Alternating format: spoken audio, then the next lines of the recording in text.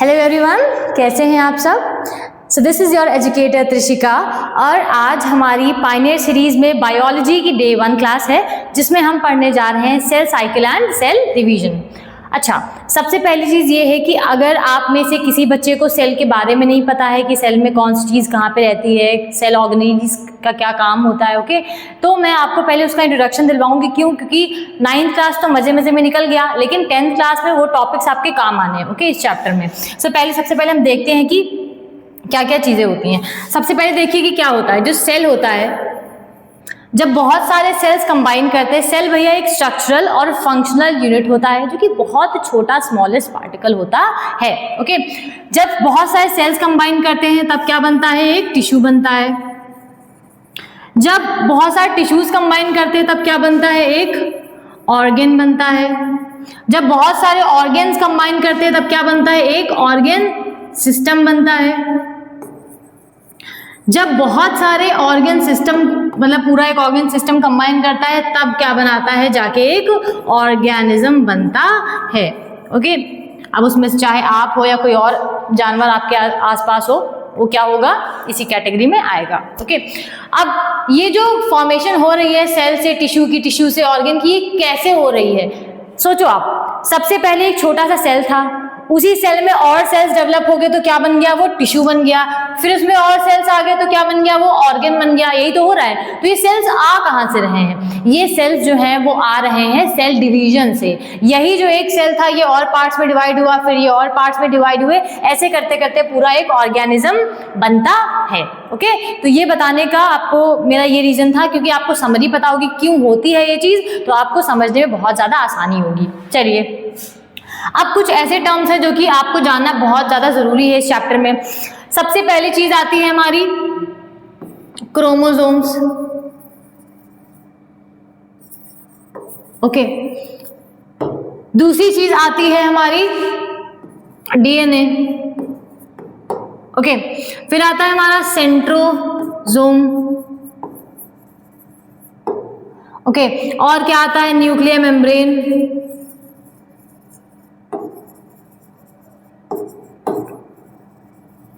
फिर क्या आता है? हैप्लॉइड और डेप्लॉइड क्या होता है?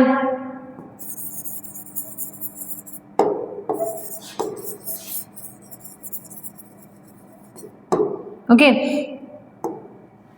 हैप्लॉइड डेप्लॉइड क्या होता है? ये सारे टर्म्स है जो आपके लिए बहुत ज़्यादा ज़रूरी है जानना, और ये आपको कब समझ में आएंगे? जब अभी मैं आपको डायग्राम पूरा स्ट्रक्चर समझाऊंगी सेल का, ओके। शुरू करते हैं। मान लीजिए ये हमारा सेल है, ओके। इस सेल के अंदर क्या रहता है? न्यूक्लियस। उस न्यूक्लियस के अंदर क्या रहता है? Nucleolus, okay. अच्छा, सबसे पहली चीज ये है कि इसके बाहर एक लेयर होती है। एक क्या, बेसिकली दो होती है। पहले देखिए आप, ये लेयर है, मान लीजिए इस लेयर का नाम है हमारी सेल वॉल। ये सेल वॉल क्या करती है? एक सेल है, इसके अगल बगल और भी सेल्स होंगे, क्योंकि जब बहुत सारे सेल मिलते हैं तभी एक टिश्यू बनता है। अब अगर मान लीजिए इस वाले सेल को कोई इन्फेक्शन हो गया है तो क्या बगल वाले सेल में नहीं फैलेगा? बिल्कुल फैलेगा। तो उस सेल में इन्फेक्शन ना फैले, इसको कौन रोकता है? Cell wall, okay. लेकिन सेल वॉल सिर्फ और सिर्फ किस में प्रेजेंट होती है? प्लांट सेल्स में। किस में होती है? प्लांट सेल में। एनिमल सेल में सेल वॉल नहीं होती है।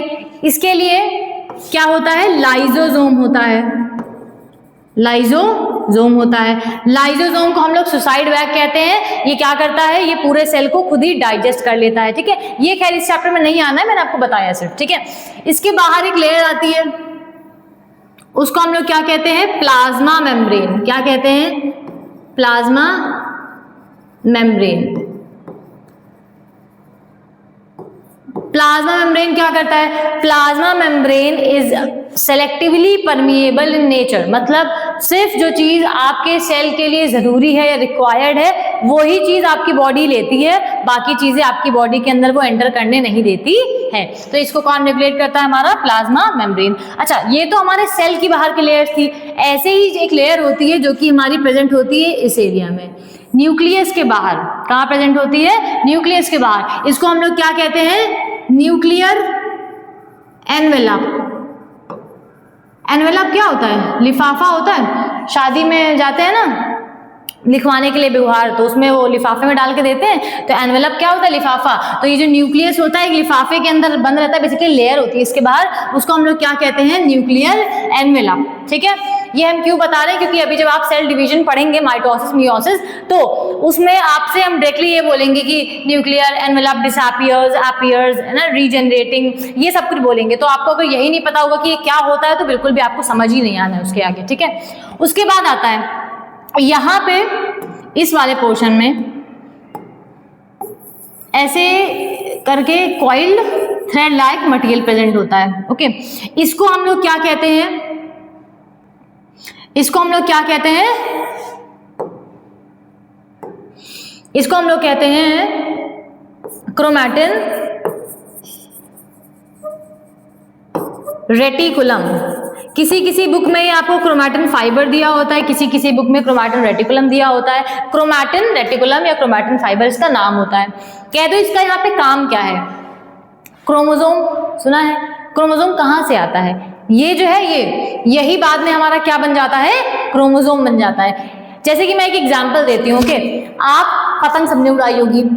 जब पतंग की जो सद्दी होती है, सद्दी जानते हैं ना, जिससे पतंग उड़ाया जाता है, सद्दी ऐसे पड़ी हुई है तो आप क्या बोलोगे? ये सद्दी है।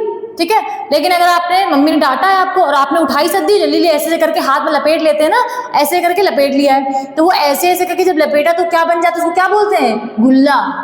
गुल्ला कहते हैं ना। तो पहले जो ऐसे खुला हुआ था तो सद्दी थी, लपेट लिया तो गुल्ला बन गया। वही चीज इधर भी है। अभी ऐसे ये पड़ा हुआ है तो इसको क्या बोलते हैं? Chromatin reticulum. ठीक है, जब ये कॉइल हो जाता है, ये कॉइल हो जाता है ऐसे ऐसे करके, ठीक, तो ये क्या बन जाता है? हमारा क्रोमोसोम। क्या बन जाता है?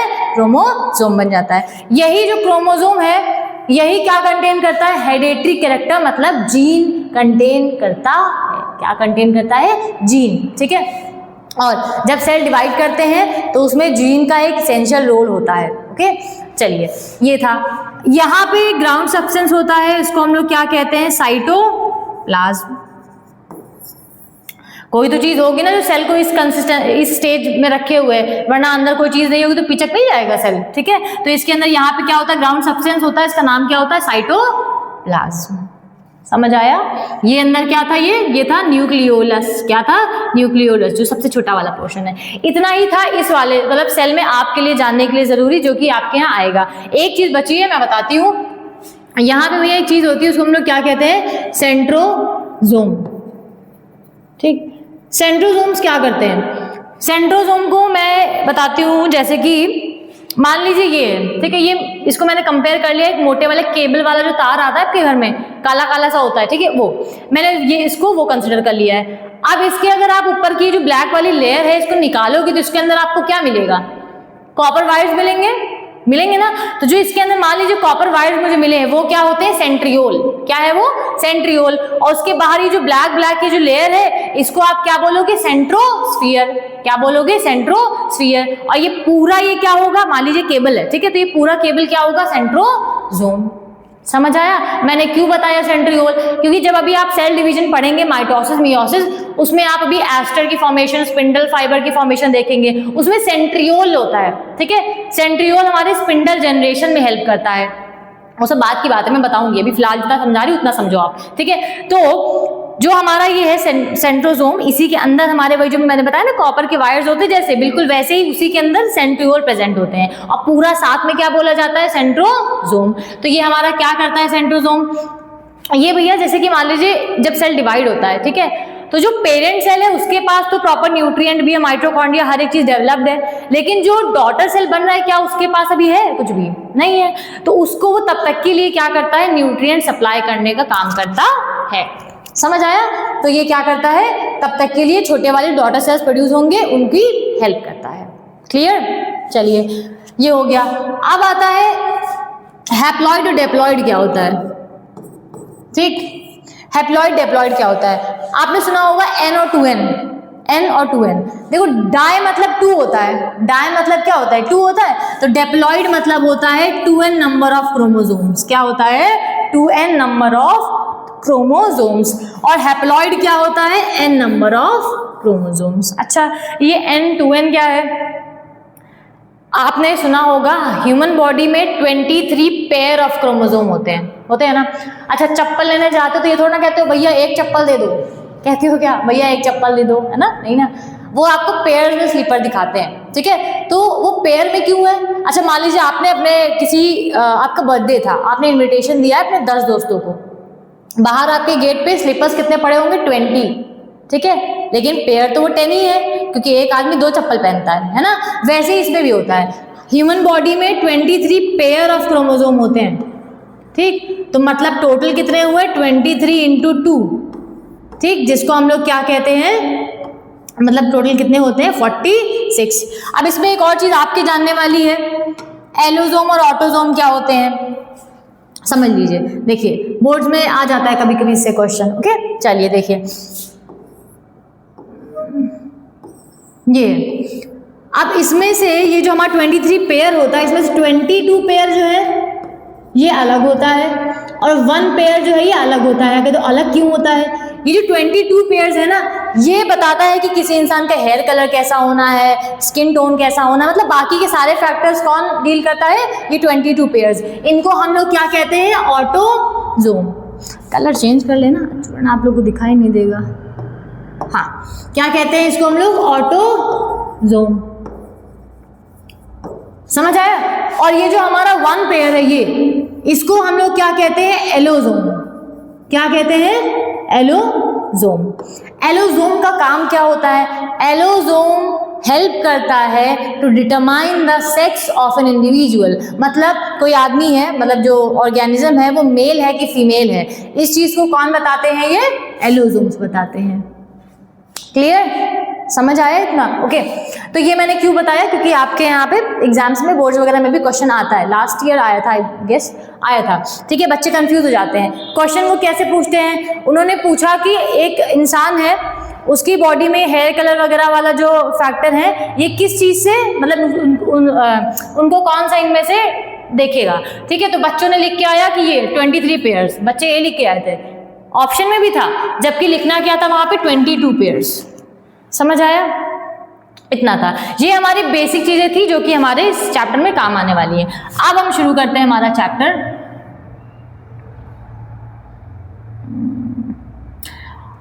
ओके, सबसे पहले आता है कि सेल को डिवाइड करने की नीड ही क्या है, मतलब सेल क्यों डिवाइड होता है? पहला रीजन है ग्रोथ। अब छोटा सा बच्चा होता है, न्यूबॉर्न बेबी कितना छोटा सा होता है, मान लीजिए 20 साल तक की बच्चे की मैक्सिमम जो हाइट है या ग्रोथ है वो हो जाती है बॉडी की। तो उस टाइम तक की जाहिर सी बात है उसके सेल, बॉडी में सेल ही तो डेवलप हुए होंगे कि नहीं? तो फर्स्ट फैक्टर है हमारा ग्रोथ में हेल्प करता है। दूसरा आता है टिश्यू रिपेयर। टिश्यू रिपेयर क्या होता है? आपको चोट लग गई है, ओके, चोट लग गई है, अब उस चोट में क्या कोई पुट्टी उट्टी भरनी पड़ती है क्या? नहीं ना, अपने आप नेचुरली वो जो बाउंड होता है वो हील कर जाता है। क्यों? क्योंकि वहां पे सेल्स क्या होते हैं? रीजनरेट होते रहते हैं, मतलब और ज्यादा सेल्स जो है वो डिवाइड होकर बनते रहते हैं। तो टिश्यू को रिपेयर में हेल्प करता है, ओके। फिर आता है हमारा रिप्रोडक्शन में भी हेल्प करता है। अच्छा, रिप्रोडक्शन में कैसे हेल्प करता है? जब आप आगे पढ़ोगे तो माइटोसिस मियोसिस नाम के 2 प्रोसेस हैं, ओके। तो उनमें से एक पूरा प्रॉपर इसी चीज में डील करता है, ठीक है। रिप्रोडक्शन जो है वो इसी डिवीजन की वजह से ही होता है। क्यों? देखिए, सबसे पहले जब एक मेल गैमेट फ्यूज करता है फीमेल गैमेट के साथ तो क्या बनाता है? जाइगोट बनाता है। जाइगोट सिंगल सेल होता है, एक सेल।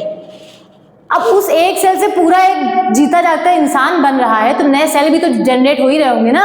तो पहले जाइगोट बनता है, फिर इसी जाइगोट में और सेल्स आ जाते हैं तो एम्ब्रायो वगैरह बन जाता है, ठीक है। फिर इसी एम्ब्रायो से और सेल आ गए तो क्या बन जाता है? फीटस बन जाता है, ओके। फीटस से फिर क्या बन जाता है? न्यूबॉर्न बेबी बन जाता है, ठीक। तो ये सब जो चीजें हो रही हैं, क्यों हो रही हैं? क्योंकि उसमें नए नए सेल्स जनरेट हो रहे हैं, ठीक है। तो ये हमारी चीजें थी कि क्यों हमारा सेल डिवीजन रिक्वायर्ड होता है।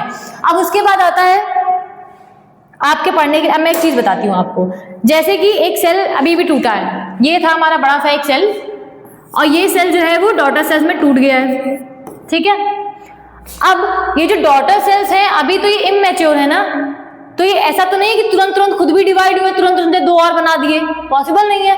तो कुछ टाइम लगता है इनको खा पी के तंदुरुस्त होने में, ठीक है। तो वो जो टाइम होता है अपने आप को खिला पिला के फिर से मैच्योर सेल बनाने में, उसको हम लोग क्या कहते हैं? इंटरफेस कहते हैं, दो ही स्टेजेस होती है, एक आती है इंटरफेज, एक आती है माइटोटिक स्टेज। ओके, तो इंटरफेज कौन सी होती है? जब सेल खुद खा पी के तंदुरुस्त हो रहा होता है। फिर आती है माइटोटिक फेज जिसमें सेल खुद से डिवाइड हो जाता है। ओके, तो देखिए इंटरफेज में क्या होता है, सबसे पहले इसकी स्टेज आती है G1 फेज। G1 फेज मतलब ग्रोथ की फर्स्ट फेज, ग्रोथ की फर्स्ट फेज। इसमें क्या होता है, सेल जो है वो ग्रो करता है, नॉर्मल फंक्शनिंग करता है और क्या करता है, डीएनए जो है वो रेप्लिकेट कर देता है, मतलब जो डीएनए है वो बढ़ा देता है। ओके, और इसमें क्या बढ़ता है भैया, साइटोप्लाज्म बढ़ जाता है सेल के अंदर का, क्योंकि सेल का साइज बढ़ाना है तो जाहिर सी बात है उसमें साइटोप्लाज्म वगैरह भी बढ़ेगा। ओके, फिर आता है हमारा एस फेज। एस फेज मतलब होता है सिंथेसिस फेज। ओके, इसमें क्या बनता है, डीएनए रेप्लिकेट हो जाता है और जो क्रोमोसोम्स हैं वो बन जाती है, मतलब क्रोमोसोम का नंबर इंक्रीज होता है, क्योंकि क्रोमोसोम्स क्या कंटेन करते हैं, हेरिडेटरी यूनिट्स, जिनको हम लोग क्या कहते हैं, जीन्स। ओके,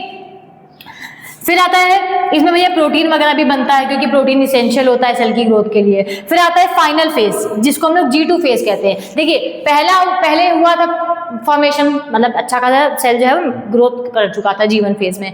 फिर आ गई हमारी एस फेज। एस फेज में उसने अपना क्रोमोसोम वगैरह बनाना शुरू कर दिया। अब जो थोड़ी बहुत उसकी ग्रोथ रह गई थी वो किसमें करता है, G2 फेज में। तो final preparation of cell division करता है और organelles duplicate and cell checks readiness, मतलब वो देखता है कि वो रेडी हो चुका है कि नहीं आगे की स्टेज में एंटर करने के लिए, क्योंकि इसके बाद कौन सी स्टेजेस आनी है, हमारी माइटोटिक स्टेज आनी होती है, जिसमें हमारा सेल क्या करेगा, क्या करेगा, टूट जाएगा। ओके, ये था। उसके बाद आता है हमारा, अब हमारे हिसाब से इसके बाद माइटोटिक फेज है, तो उसको हम नेक्स्ट वीडियो में कवर करेंगे। इतना आप पहले क्लियर कर लीजिएगा आराम से, उसके बाद हम आगे मूव ऑन करेंगे। चलिए।